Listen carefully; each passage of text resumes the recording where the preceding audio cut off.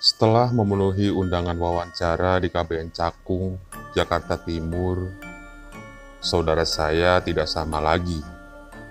Katanya, dia terjebak alam lain.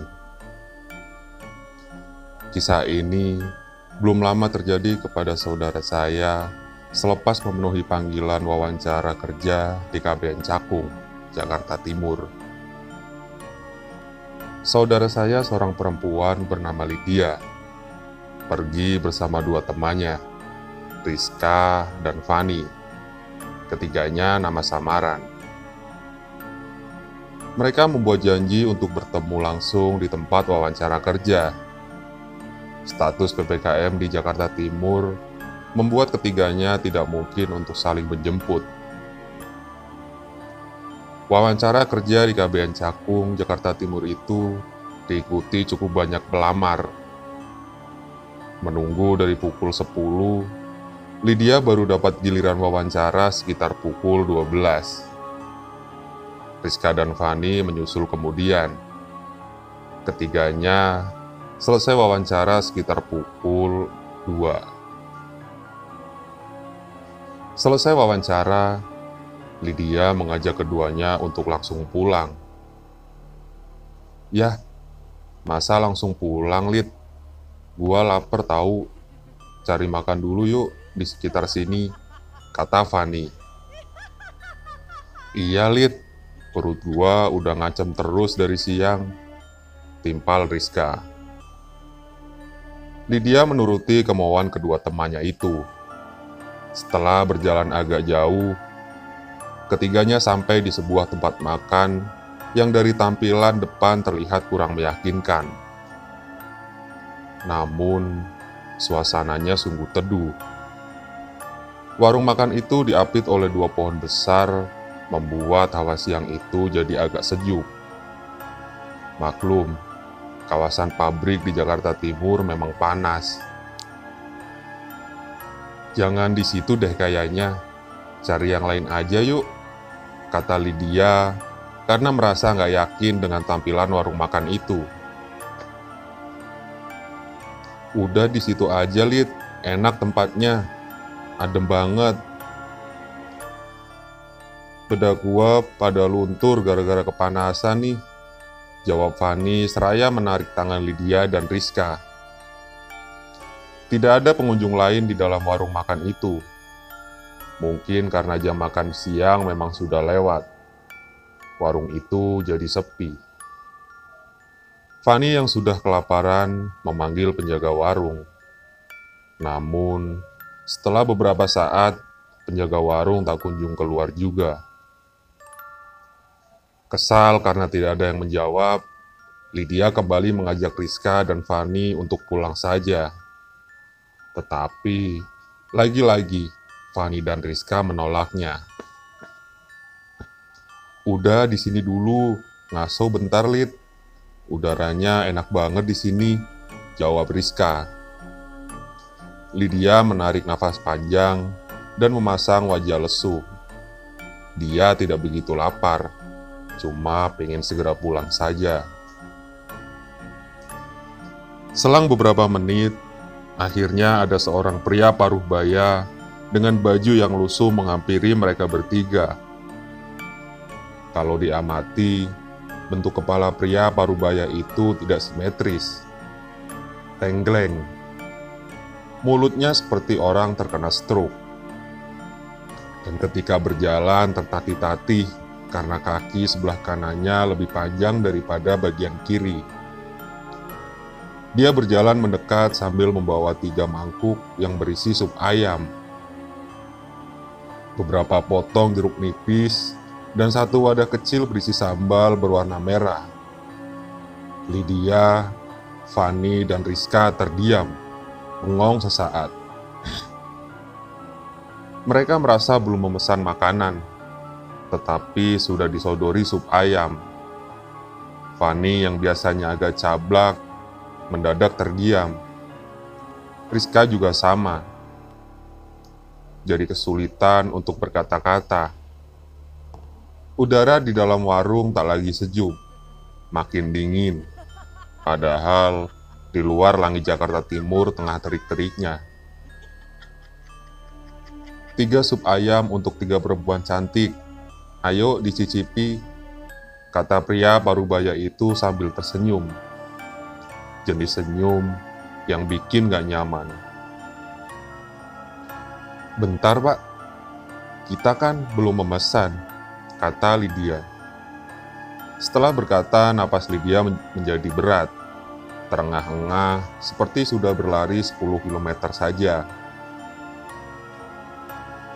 Pria parubaya dengan bibir mencong itu berusaha tersenyum, masih dengan suara yang terdengar ngemong.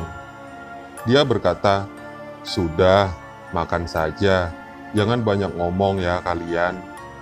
Sudah jauh-jauh ke dunia ini kan, jadi makan saja sup ayam ini. Kalian juga lapar kan?" Jawab pria parubaya itu membuat Lydia, Fanny, dan Rizka heran. Apa yang dimaksud dengan dunia ini? Lagi pula, nada bicara yang terdengar lembut itu justru membuat ketiganya makin ketakutan. Setelah membagikan 3 mangkuk sup, pria parubaya itu mundur 1 langkah, lalu berdiri mematung. Senyum aneh itu masih tersungging di bibirnya yang mencong. Beberapa menit berlalu dalam suasana yang berat. "Ayo makan," kata pria parubaya itu. "Makan." Kali ini, suara bersahabat itu hilang, digantikan bentakan yang bikin Lydia, Fanny, dan Rizka kaget. Pria parubaya itu bergerak dengan cepat. Dia mendekatkan wajahnya yang aneh ke masing-masing dari wajah Lydia, Fanny, dan Rizka. Ketiganya tercekat dan seperti ada kekuatan yang memaksa mereka untuk menyendok sup ayam itu. Sup ayam itu sama sekali tidak enak, seperti basi. Kuah sup ayam keruh sekali, kotor, bukan warna sup ayam yang segar dan wangi. Malah terkesan menjijikan karena minyak yang terlihat di atas kuah berlendir. Bihun di dalam sup ayam terlihat aneh, seperti mie yang sudah terlalu lama terendam dalam kuah. Fanny dan Rizka yang ketakutan memakan sup ayam itu sambil memejamkan mata. Lydia yang sudah kadung jijik enggak memakannya. Beberapa kali Rizka mau muntah, tapi pria parubaya itu masih tertib melototi. Fanny sudah mau berhenti, tapi terus dipaksa pria parubaya itu untuk terus makan. Ketika sedang mengamati sup ayam di depannya, tak terasa wajah pria parubaya itu sangat dekat dengan wajah Lydia. "Kenapa nggak dimakan? Mau disuapi?" kata pria parubaya itu dengan ramah. Tapi senyuman di bibir mencongnya sudah hilang. Lydia menggeleng dan sambil menahan jijik, dia menyerok kuah sup ayam dan memaksanya masuk ke mulut. Setelah suapan kedua, Lydia sudah tidak tahan dan memberontak. Lydia melemparkan mangkuk beserta isinya ke wajah pria parubaya itu. Setelahnya, dia menarik kedua temannya untuk bergegas pergi. Si pria parubaya tidak berusaha mengejar mereka, tapi dia berkata dengan nada suara yang kembali lembut, "Kalian mau kemana? Supnya belum habis." Setelah itu, suara tawa melengking terdengar di telinga Lydia, Fanny, dan Rizka. Padahal ketiganya sudah jauh berlari. Ketika berlari menjauh, hawa yang terasa langsung berbeda. Tidak lagi sejuk, tapi panas. Sewajarnya panas Jakarta Timur. Rasanya seperti memasuki dunia yang berbeda. Ketiganya bergegas pulang ke rumah masing-masing. Untung saja, rumah ketiganya tidak terlalu jauh, masih masuk Jakarta Timur. Sore harinya, Lydia masih intens berkomunikasi dengan kedua temannya, menanyakan kabar, sekaligus heran dengan apa yang menimpa mereka. Menjelang maghrib, Lydia mengeluh perutnya sakit, diikuti tubuhnya yang panas dan tengkuknya terasa sangat berat. Keluarga saya mengira Lydia ketularan COVID, tapi malam harinya Lydia masih bisa merasa dengan lidah dan membaui makanan. Panasnya udah agak turun, tapi perutnya masih sakit sekali. Malam itu, Lydia cuma minum obat warung untuk meredakan sakit perutnya. Setelah berjalan 1 minggu, sakit di perut Lydia tak kunjung hilang. Bahkan, kini dia tidak bisa berjalan. Tidur Lydia tidak pernah nyenyak, selalu terbangun menjelang dini hari dengan tubuh basah oleh keringat. Karena obat dari dokter tidak mempan dan takut ke rumah sakit karena COVID, orang tua Lydia memanggil kenalannya, seorang paranormal yang cukup terkenal di daerah Cakung, Jakarta Timur. Proses pengobatan Lydia berjalan selama 3 hari dan berjalan lancar.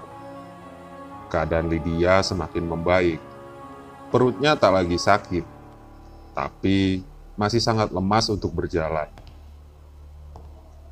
Kata paranormal tersebut, Lydia dan kawan-kawannya sudah memasuki alam yang seharusnya tidak mereka datangi. Rumah makan dan pemiliknya yang mereka temukan di Cakung berada di alam yang tidak sama dengan kita. Setelah lebih enak, Lydia mencoba menghubungi kedua temannya. Selama 1 minggu chat, Lydia tidak pernah dibalas oleh keduanya. Ketika ditelepon juga tidak diangkat. Lydia yang belum mendapatkan kabar dari Fani dan Rizka meminta tolong kepada saya untuk mencari tahu. Dia memberi saya alamat ke rumah kedua temannya. Namun, sebelum menengok kedua teman Lydia, saya memutuskan untuk mencari tahu soal rumah makan itu. Jujur saja, saya sendiri masih agak sulit percaya kepada hal-hal mistis. Mengendarai sepeda motor, saya beberapa kali melintas di jalan yang sekiranya menjadi alamat rumah makan di Jakarta Timur itu. Namun, hingga 4 kali saya bolak-balik, tidak ada rumah makan di sana. Tidak ada juga 2 pohon besar yang mengapit rumah makan. Hanya ada 1 pohon besar di sana yang akar-akarnya menonjol di antara trotoar. Setelah bertanya ke beberapa orang di sekitar sana, saya juga tidak mendapatkan jawaban. Tidak ada yang pernah melihat ada warung makan sup ayam di daerah KBN Cakung, seperti yang digambarkan oleh Lydia. Bingung dan capek, saya memutuskan menuju rumah Fani dan Rizka. Karena masih di daerah Jakarta Timur, saya memutuskan langsung menengok saja. Sesampainya di rumah Fani, saya mendapat jawaban yang sungguh janggal. Kata orang rumah, Fani pamit pergi dari pagi. Katanya janjian sama Rizka mau jajan sup ayam. Saya pulang dengan menyimpan banyak pertanyaan. Lydia yang saya beritahu soal penelusuran saya dan jawaban orang rumah Fani malah menangis. Malam itu, keluarga kami memanggil lagi paranormal yang mengobati Lydia. Orang rumah Fani yang dihubungi Lydia tidak percaya. Intinya mereka tidak mau berurusan dengan paranormal. Padahal, hingga tulisan ini dibuat, kami belum menerima kabar lagi dari Fani dan Rizka. Pada titik tertentu, kami tidak bisa apa-apa. Lydia hanya bisa menangis, dan saya terjebak dalam kebingungan.